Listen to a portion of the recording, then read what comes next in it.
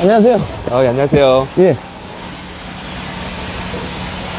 지금 뭐 하시는 거예요? 아, 이게 손님 작업이 들어왔는데 이게 굴절이 있어가지고 굴절 지금 잡고 있습니다.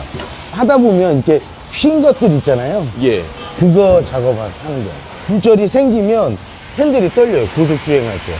그래서 이거를 꼭 해드려야 돼요. 제가 만든 기계인데 이게 다 어떻게 보면 제가 만든 기계거든요.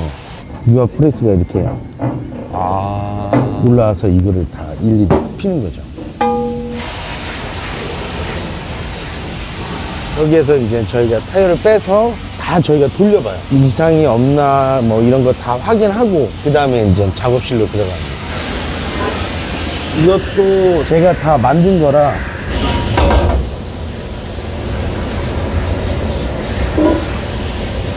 이렇게 다 세척을 이렇게 깨끗하게 해야지 고장하기 전에 복원하러 오셨는데 휠이 지저분하게 나오면은 기분이 안 좋잖아요. 그러니까는 다 일일이 다 손으로 다 닦는 거죠. 이거는 닦는 기계가 없어서 어쩔 수 없이 사람이 다 닦습니다. 근데 워낙 이제 그을음이 심해서 좀 힘들지 않나요? 그래서 저런 모래로 샌드를 한번 하고 나면 이물질들, 분진 같은 게 다 날아가요.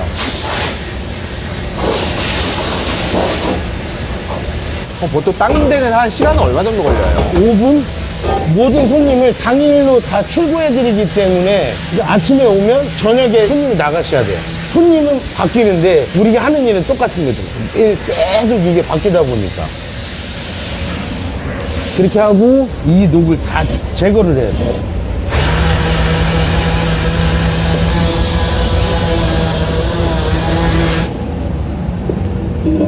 같은 일인데 이렇게 부식이 됐었잖아요. 그런 걸 이렇게 다 벗겨내는 거죠.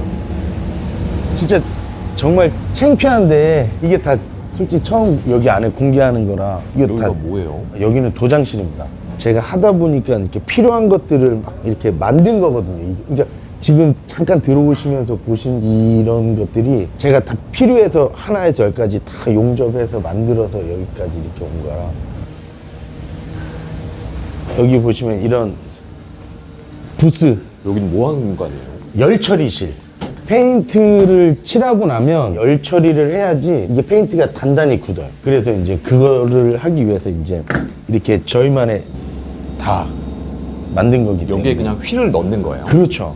이런 기계들도 있네요. 이것도 다 제가 주문해서 온도 세팅, 사장이 제일 세팅 금지 제발 이렇게 써있네요.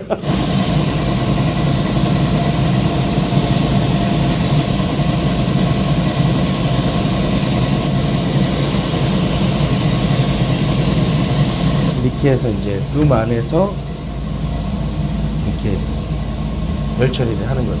열 처리는 3시간. 3시간 후에 바로 출고. 이쪽은 모래로 페인트를 막 벗기는 일이에요, 이게. 여기 한번 보시겠어요, 안에를? 이 건에서 모래가 나가면서 페인트가 이렇게 막 벗겨지는 게 보이실 거예요. 쭉 페인트가 벗겨지죠. 그래야지 페인트를 새로 칠할 수 있으니까. 그 다음에 세척을 하고 이렇게 다 갈아낼 거 갈아내고 막 이렇게 하는 거죠. 이 일이 좀 고돼요. 이 기계들도 이제 다 제가 제작을 한 거거든요. 이 기계는 어떤 기계예요? 휠에 깎는 기계. 이게 다 휠 깎인 거예요? 그렇죠. 시중에 없는 기계예요? 없어요. 그러니까 이렇게 좀 어설프 보이잖아요. 이거 제가 한 10년 쓴 기계입니다. 10년 가까이 된 차들이 이렇게 부식도 되고 오래 타면 이렇게 스크래치도 생기고 그러잖아요.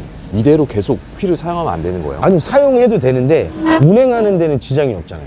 근데 좀 이렇게 지저분해 보이고 깨끗하게 타고 싶잖아요. 예전에는 이런 기술들이 없다 보니까 휠을 교체를 했었어요. 비싸면 한 400만 원, 500만 원 이랬는데 복원을 하면 뭐 한 40만 원? 거의 10분의 1이죠. 휠 복원이 다 되면 네. 한 어떤 상태로 변하는 거예요? 저희가 작업하는 거 한번 보시겠어요? 이런 형태로 다 바뀝니다. 이게 다 복원된 거예요? 예, 새 것처럼 나오죠. 이거는 블루오션에 좀 가깝죠. 할 수 있는 기술도 있어야 되고 장소도 있어야 되고 자동차 공업사는 많은데 예. 휠 보관하는 업체다 이런 데는 많이 없어요. 작업해서 나온 거거든요. 뭐 바르시는 거예요? 비드 크림이라고 해가지고요. 이 왁스를 발라야지 타이어 접합이 돼도 나중에 이제 이런 부식이나 이런 데가 안 생기는 거죠.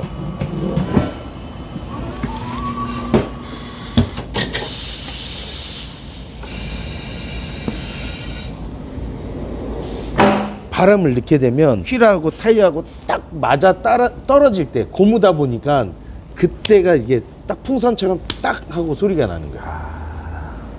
그럼 여기 창업하신 지는 얼마 되신 거예요? 이런 휠 복원은 2019년도에 했어요. 기존에는 그러면 휠 복원보다 휠 판매를 많이 했었어요. 휠 복원 이 일이 너무 고돼요.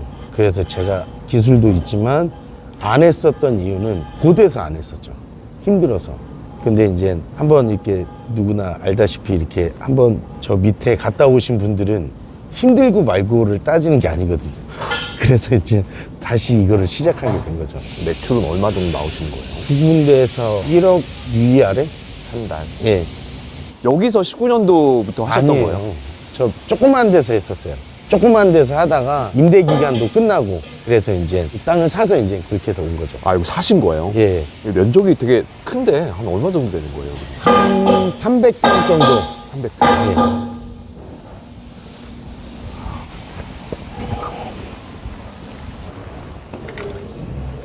저희 직원들 휴게실 저기 보시면 밥도 하고 다 주방 기구들 직원분들이 이제 2층에서 기숙사 숙식을 하세요. 젊은 친구들이다 보니까 제가 출퇴근도 좋은데 여기에서 기숙을 하게 되면 그만큼 비용을 아끼잖아요.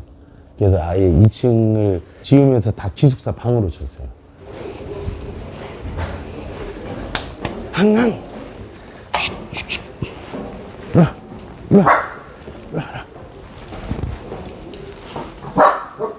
여기가 다 기숙사거든요. 여기 보시면. 생각보다 되게 크네요. 예.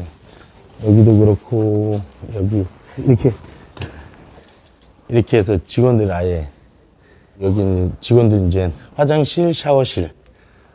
몇 분이나 여기 생활하시는 거예요? 지금 5분. 저도 처음에 일했었거든요. 저는 이거 22살 때 시작을 했는데, 이 출퇴근하는 게 저는 너무 어려워서, 그래서 기숙사 있었으면 좋겠다 늘 생각했는데, 직원들이 되게 좋아해요. 숙식 비용 같은 거? 아니, 그런 건 따로 없어요. 저는 제 방은 저기 바깥에 컨테이너. 너무 누추합니다. 직원분들 장소가 더 좋은 것 같은데요? 저는 잠만 여기서 늦게 일 마칠 때는 여기서 자고 이제 씻고 다시 또 근무하고. 그럼 이 사업은 어떻게 시작하시게 된 거예요? 아까 말씀 들어보니까 어떤 일들이 좀 있으셨는지 궁금해요. 제가 처음에는 22살에 이 휠타이어 일을 했었어요. 교체하는 일. 예. 근데 좀 이 일이 몸으로 하기는 좀 고된데 그때는 뭐 젊었으니까 고된 거는 모르고 그냥 일만 했었는데 27살 때 처음 사업자를 냈죠. 타이어 가게를 차린 거죠. 휠타이어 가게를. 그러다가 이제 여러 가지 일들이 많다가 이제 42 그때 이제 한번 크게 자빠졌다가 다시 일어서게 된 거죠. 어떤 일들이 좀 있으셨어요? 그때 처음에 시작했을 때는 개인적으로 빚이 한 2억 정도? 그때는 2억이면 제가 30대 초반이면 컸었거든요. 근데 일을 하면서 다 그것도 이제 정리하고 30대 중반에 이제 이 정도면 빚도 다 갚고 너무 힘들다. 10몇 년을 달려오니까 천천히 가자. 그래서 이렇게 하다 보다가 이제 어느 날 집에 있는 애기가 교통사고가 난 거죠. 합의하려고 이제 이것저것 하다가 뭐 신용불량도 걸리고 그때만 해도 이거를 어떻게 빨리 그냥 어리석은 거죠. 빨리 어떻게 해서 돈을 벌어서 빨리 원상복귀를 빨리 할 수 있나 이 생각만 하다 보니까 그러다 보니까 외국에서 차를 가져와서 국내에 팔면 수익이 남으니까 그런 거를 이렇게 조금씩 이 일을 하면서 계속 몇 년 동안 알아보다가 시작을 했던 거죠. 그게 이제 40 정도에 시작을 했는데 그때는 주위에서 많이 도와주기도 하고 빌려서 어떻게든 40이 됐으니 좀 빨리 커봐야지 그런 이제 욕심에 시작을 했다가 다 쫄딱 망했죠. 예, 내 눈에만 이뻤던 거죠. 내 눈에만 좋았던 거고. 어떤 차들? 저는 올드카 수입했었어요. 그거를 하는 사람도 없었고 하는 사람들이 얘기 들어보면 너무 좋아. 근데 너무 쫓기다 보니까 경주마처럼 앞만 보고 그 사람들 이야기만 듣고 내 눈에만 좋았던 거죠. 근데 시작을 하니까 그런 차들은 할부로 살 수 있는 것도 아니고 현금을 주고 사야 되고 나는 현금을 주고 사갖고 왔고 근데 그 차들이 오래된 차들이잖아요. 그러니까 시간이 지나면 망가지면 또 수리해야 되고 계속 수리하다 보니까 수리비로 많이 이제 힘들었었죠. 나한테는 전 재산 같은 차인데 이거를 팔아야지 저한테는 수익이 생기는 건데 이거를 유지하기만으로도 좀 많이 힘들었었죠. 얼마나 수입을 하셨던 거예요? 많이 했었죠. 한 대당 1억이라고 따지면 10대면 10억이고 근데 이제 돈이 그렇게 많지는 않았고 대신에 그때 도움을 주셨던 분들 그런 분들이 제가 이렇게 사업이 망했을 때 제가 또 다 갚아야 되잖아요.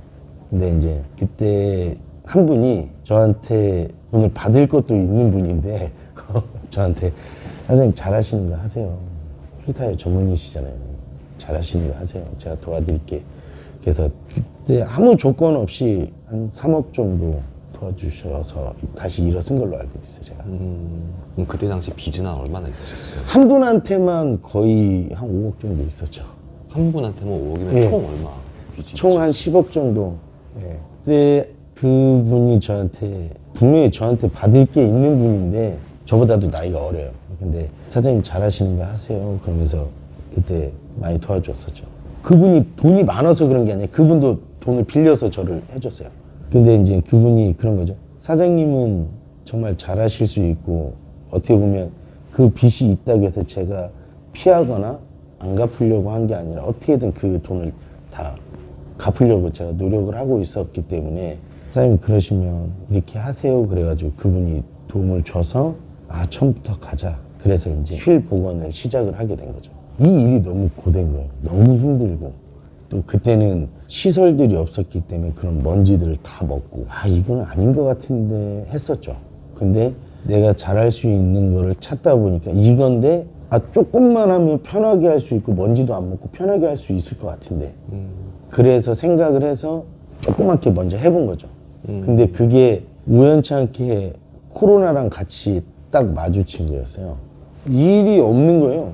그때만 해도 직원이 10년 된 직원, 그 친구는 제가 30살 때 만났던 직원이 하나가 있는데 그 친구는 저하고 똑같이 21살 때 저를 만났어요. 지금도 근무하고 있어요. 사장님 금액을 낮춰보시죠.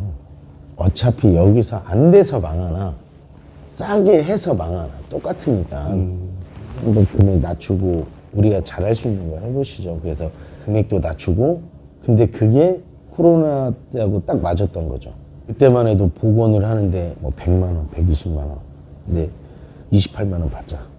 그때부터 이제 회사에서 먹고자고를 했었죠. 손님은 맡겼는데 내일 출고해드릴게요 했는데 제가 못 해드리면 또 깨지잖아요, 신뢰가. 예. 그래서 그냥 밤새 그냥 작업을 하는 거예요. 직원은 9시까지 출근인데 제가 뭐 11시, 12시까지 작업하고 잠깐 쉬었다가 새벽 6시에 일어나서 작업해서 손님은 9시에 차를 찾으러 오면 이제 키를 드려야 되니까. 그렇게 해서 이제 직원들이 하나씩 이제 들어오다 보니까 이렇게 위에 보듯이 기숙사가 생긴 거죠. 기술을 배우는 것도 좋지만 돈부터 모으는 거를 좀 배워라. 그렇게 해서 정말 하나씩 이렇게 커지게 됐어요. 그분 돈을 제일 나중에 갖긴 했는데 그분이 저한테 이제 빌려준 저도 또라이인데 갚은 사장님도 또라이입니다. 빚은 다 갚으셨어요? 예. 개인적인 부채는 다 정리했고요. 그냥 저는 막 내가 이렇게 잘해서 이렇게 됐다 이런 거보다 정말 열심히 하다 보니까 주변 사람들이 이렇게 같이 왔던 것 같아요. 말씀 들어보니까 사장님도 되게 힘들게 사시다가 그래도 어느 정도 좀 이제 극복하시고 상대적으로 평온한 삶을 살고 계시는데 제가 돈을 벌었다 이 느낌이 들 때는 딱 두 가지였어요. 1번은 2마리 치킨 말고 교촌치킨 먹자. 2번은 제가 편의점 가서 라면을 살 때 신라면을 고를 때 전에는 안성탕면 저렴한 거 골랐는데 그게 저는 너무 기분이 좋아요. 그래서 이게 행복이구나 이렇게 생각도 많이 들죠. 지금은 저도 힘들었을 때는 그랬던 것 같아요. 그냥 내가 제일 잘할 수 있는 거 내가 할 수 있는 거부터 생각을 해서 하나씩 가야지. 그때만 해도 어리석었던 게 빨리 어떻게 한번 해봐야지 막 이런 게 저를 돌이켜서 생각을 해보면 나를 계속 이제 그 수렁 속으로 왜 그러면 내가 급하면 급할수록 저만 손해고 저를 유혹하는 사람이 너무 많아요. 이렇게 하면 쉽게 돈 벌어 이런 것들이 그런 것들이 제일 많았었죠. 그러다 보니까 정말 나중에는 딸이 운동하는데 뭐 신발도 못 사줄 정도로 됐었으니까 영상을 보시는 분들한테 이제 하시고 싶은 말씀 혹시 있으시다면? 저도 힘들고 어려웠었지만 포기하지만 않으면 분명히 좋은 결과가 옵니다. 대신에 정말 열심히 포기하지만 마십시오. 왜냐면 저도 그 마지막까지도 생각했던 사람 중에 한 사람인데 그래도 열심히 하다 보니까 오더라고요. 무언가가 오는데 그 무언가가 내가 열심히 한 만큼 그 결과가 지금보다는 좋게 오더라고요. 저는 솔직히 그때 너무 감사했었거든요. 이런 나한테 와서 이렇게 수리를 맡겨주시고 제가 잘하고 못하고는 중요한 게 아니었어요. 그냥 저는 잘하는 게 인사 잘하고 최선을 다하는 게 제가 제일 잘한다라고 생각을 했어요.